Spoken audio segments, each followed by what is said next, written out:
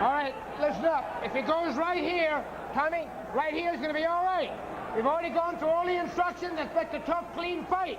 Protect yourself. An intersection without any stoplights, and everybody is looking for a big collision. The outset, Tommy Morrison has made a big point of saying, I don't think I can outbox Lennox Lewis. I don't even think it's worth trying. But he did outbox George Foreman a couple of years ago, and there are using this jab like he is, it's going to be very difficult for Morrison to outbox him. The weight that Lennox has added looks good. He is not too trying to land the right cross, has missed a couple of them so far. Morrison not able to open up and throw much yet, as Lewis is keeping him at bay with the jab. You look at the size and strength of Lennox Lewis in there, Roy Jones. He presents as formidable a picture as there is in the heavyweight division. Yes, he's a very intimidating pitcher just looking at him for a person like him. Hard right hand by Tommy Morrison as he steps in and gets it across the top of Lewis's left shoulder. Which Morrison just tried to do. Been extended.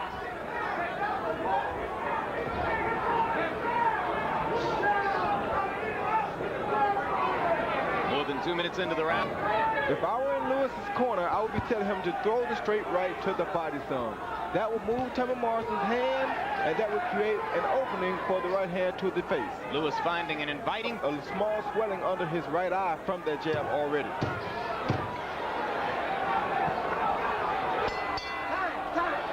Another right hand miss as the round comes to a close, and to force an opening rather than merely wait for an opening as he has often done in the past. There he was holding the left hand out there as he tried to land the right hand over the top, but he threw 52 snapping jabs. Was his fighting style.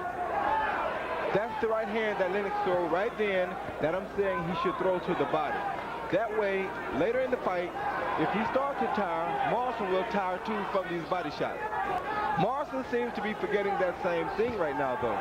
He should be working Lewis's body as well. He's the shorter fighter here. For him to have an advantage, he should throw more body. Over the top.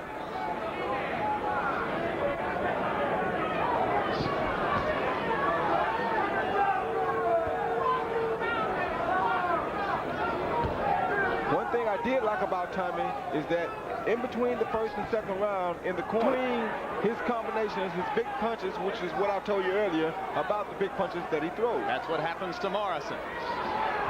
Lewis just misses with the right hand, and now there's more aggressive now. Morrison needs to move his head more. He's making himself a still target for Lewis. Lewis looking down can hit a still target much, much easier than Tommy can looking up. Both fighters need more head movement. Inside, if it is, it's one of the most impressive punches we've ever seen Lewis land, although it just landed high on the head. But he wasn't even throwing those kinds of punches on most occasions before, looking to throw. Another good left hook by Lennox Lewis as he goes right after the eye that he bloodied in the last round. The way he's throwing that hook is almost as though he's been watching some Roy Jones tapes or something. After the opening exchange, but Lewis still able to keep Morrison out at the end of his jabs for the time being. Lewis must be careful when he throw the wild punch then. He shouldn't get wild because... The knockdown, of course, marked the 11th time in the decade of the 90s that Tommy Morrison's been down. There's another good left hook for Lennox Lewis. And if Morrison keeps standing out there and letting Lennox dictate the pace, you can count for a 12th knockdown because he will go down again. It's crazy to stand out there on the end of a tall man's punches. He has more leverage out there. It's harder. Once he gets inside, he has to stay inside. That right there is not the place for Morrison to be. So far, he has not been able to slip Lewis's jab. He's eating it. And as long as that's the case, he won't get inside. Well, there he's inside. He can aim Morrison's punches, which is what I told you would be a problem for him. Let him go, Lennox. Let him go, Tommy. Lewis landed a downward canted right hand there. One body shot at a time, hoping to tire Lennox in the later round.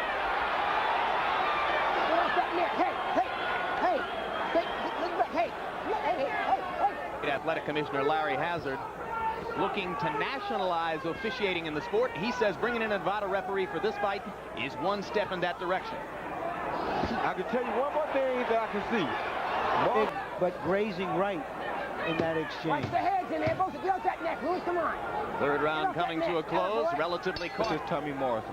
I wouldn't try to walk him down. I would sit there and box him just like Lennox is doing. Keep him off balance with the jab and just peck him until you set up a big shot. Why would you change it? Why wouldn't you just wait for the big one to come to you? It's almost like backing a cat into the corner if you put your hands up and walk him down. You're going to make him fight him much harder than he is doing right now. Uppercut partially blocked by Morrison. Lewis short with the right hand. Stands to reason that if Lewis listens to... Yes, and I said that at the top because if Lennox uses this jab like he's doing, then there's no chance of Morrison outboxing him. He should work on trying to counter that jab. Lewis reaches forward and grabs Morrison. You put this talent together with real knowledge, and you've really got something, but that's always been the case.